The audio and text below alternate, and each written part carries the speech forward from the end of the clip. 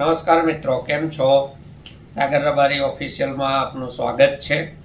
આજનો નવો વિડીયો આવનારા ચોમાસામાં મગફળીની વાવણી કરતા પહેલાં આપણે સાંભળવો જોઈએ, કારણ કે અત્યારે દુનિયાની પરિસ્થિતિ ખૂબ પ્રવાહી છે. ક્યારે કોની સાથે સંબંધો બગડી જાય, ક્યારે આયાત કે નિકાસ બંધ થઈ જાય, ક્યારે વેરા વધી જાય, એ ભગવાન સિવાય કોઈને ખબર નથી. અને ગુજરાતમાં કપાસ પછી સૌથી વધારે વાવેતર મગફળીનું થાય છે.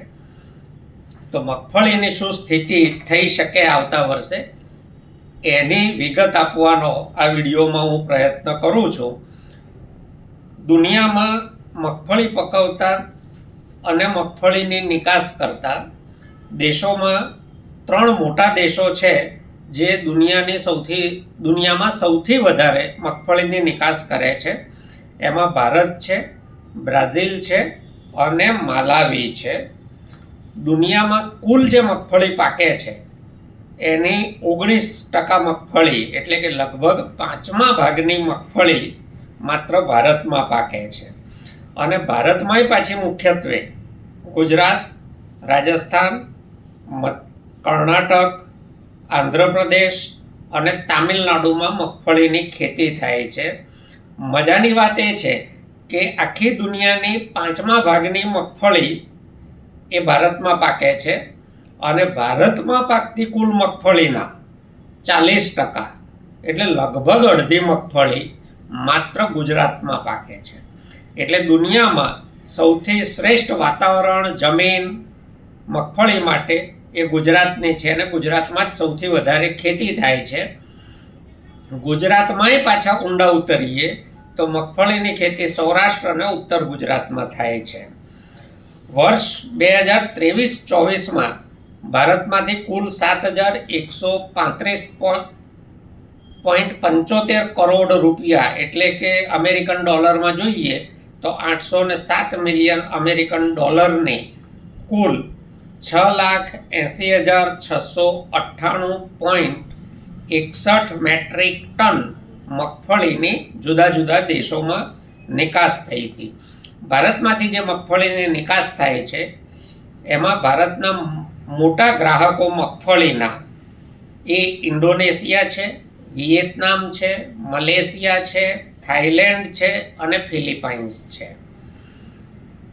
આ દેશો આપણી મગફળી વધારે લે છે, પરંતુ એ ઉપરાંત સંયુક્ત આરબ અમીરાત છે, બ્રુનેઈ છે, સિંગાપુર છે, નેપાળ છે, બાંગ્લાદેશ છે, અમેરિકા આ પણ થોડા પ્રમાણમાં આપણી મગફળી એમને ત્યાં જુદા જુદા સ્વરૂપે આયાત કરે છે.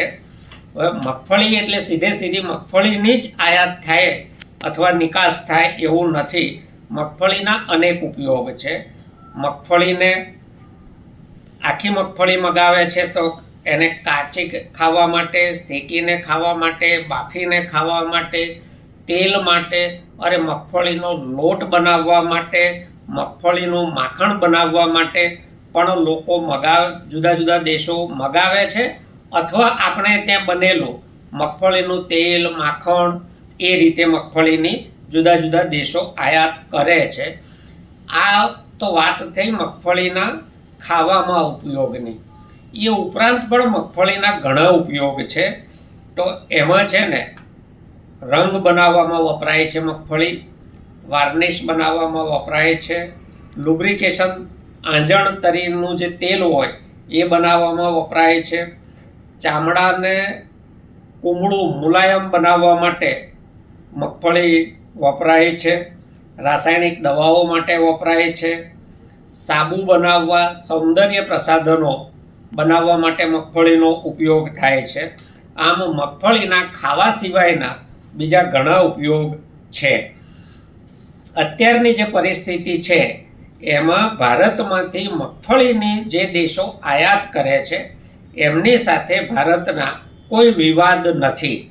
ના સરહદી, ના રાજકીય, ના વેપાર, એવા કોઈ વિવાદ નથી. એટલે મગફળીની જે નિકાસ થાય છે આપણે ત્યાંથી, એ મગફળીની નિકાસને આ આખા ટેરિફ યુદ્ધની કોઈ અસર પડે એવી શક્યતાઓ આજની સ્થિતિએ બિલકુલ નથી. એટલે કપાસ કરતાં મગફળીના ખેડૂતો પ્રમાણમાં આંતરરાષ્ટ્રીય બજારમાં સલામત રહેશે એવું અત્યારે દેખાય છે. બીજી બાજુ એક ઉજળી તક એ છે કે યુરોપના અમેરિકા સાથેના વેપારી સંબંધો બગડ્યા છે. યુરોપ ઘણું મોટું બજાર છે અને ત્યાં મગફળીનું માખણ એટલે કે પીનટ બટર ખૂબ પ્રમાણમાં ખવાય છે. યુરોપના દેશોના અમેરિકા સાથે બગડેલા વેપારી સંબંધોને કારણે હવે યુરોપ ભારત સાથે પોતાના વેપારી સંબંધો વધારે મજબૂત કરવા માગે છે અને એટલા માટે યુરોપિયન યુનિયનના પ્રમુખ ભારતનો પ્રવાસ કરી ગયા. ભારતના નેતાઓ પણ વાણિજ્ય મંત્રી, વિદેશ મંત્રી વગેરે અત્યારે યુરોપ સાથે વધારે વાટાઘાટોને એ બધું કરી રહ્યા છે.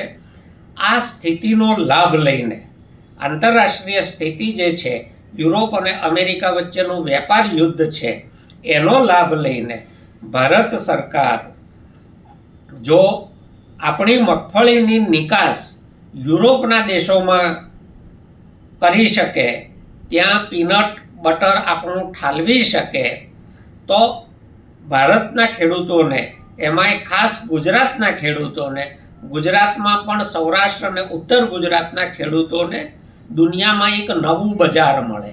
તો જેટલી નિકાસ વધશે, જેટલી વધારે નિકાસ થશે, જેટલા નવા બજારો ખુલે, એટલા મગફળીના ભાવો પ્રમાણમાં ઊંચા જશે. ભાવો ઊંચા જાય તો સ્વાભાવિક છે કે ખેડૂતો કપાસની જોખમી ખેતી, કપાસની ખેતી 2-3 રીતે જોખમી છે. એક તો ખૂબ ખર્ચાળ છે, એમાં ઈયળ વગેરે, માખી વગેરેની ખૂબ રોગચાળાનું જોખમ રહે છે, વરસાદનું જોખમ રહે છે અને એ ઉપરાંત એ આંતરરાષ્ટ્રીય પરિસ્થિતિમાં એના ભાવોમાં ખૂબ વધઘટ રહેતી હોય છે. એ ક્યારે ઉચકાઈ જાય, ક્યારે તળિયે બેસી જાય, એ બહુ નક્કી રહેતું નથી. તો એવી કપાસની જોખમી ખેતી તરફથી ધીરે ધીરે ગુજરાતના ખેડૂતો વધારે ને વધારે મગફળીની ખેતી તરફ વળે. મગફળીની ખેતીનો બીજો એક ફાયદો એ છે કે મગફળી કાઢ્યા પછી ચણાની કે જીરાની કે બીજી કોઈ પણ શિયાળુ ખેતી થઈ શકે.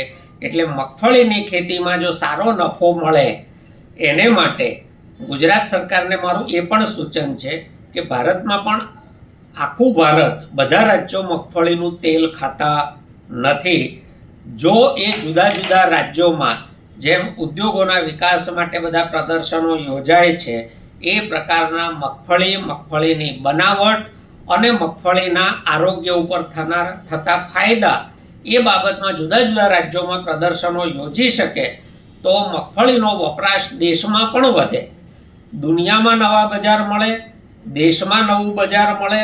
તો મગફળીના આજે જે ભાવો મળે છે ખેડૂતોને, એના કરતાં બમણા 2.5 ગણા ભાવો મળતા થઈ શકે એવી મગફળીની ખેતીમાં પૂરતી શક્યતા છે.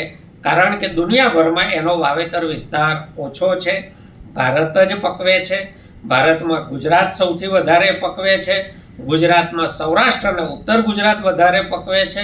તો આ ખેડૂતોની આવક બમણી નહીં, 2.5 ગણી 3 ગણી કરવાની શક્યતા મગફળીની ખેતીમાં છે. સરકાર આ દિશામાં આગળ વધે એને માટે આપણે સૌએ જ્યાંથી જે રીતે સૂચનો કરી શકતા હોઈએ, દબાણ લાવી શકતા હોઈએ, એ કરવું જોઈએ અને ખેડૂત ગુજરાતનો 2 પાંદડે થાય એના માટે મથવું જોઈએ. તમે મગફળી વાવતા પહેલાં આ આંતરરાષ્ટ્રીય પરિસ્થિતિને ધ્યાનમાં રાખી અને નિર્ણય કરો, એવો આ વિડીયો બનાવવાનો મારો હેતુ છે. આશા રાખું છું કે આ વિડીયો તમને ઉપયોગી થશે. તમને લાગે કે ઉપયોગી છે તો બીજા ખેડૂતોને શેર ફોરવર્ડ અવશ્ય કરજો. આભાર, ખૂબ ખૂબ આભાર.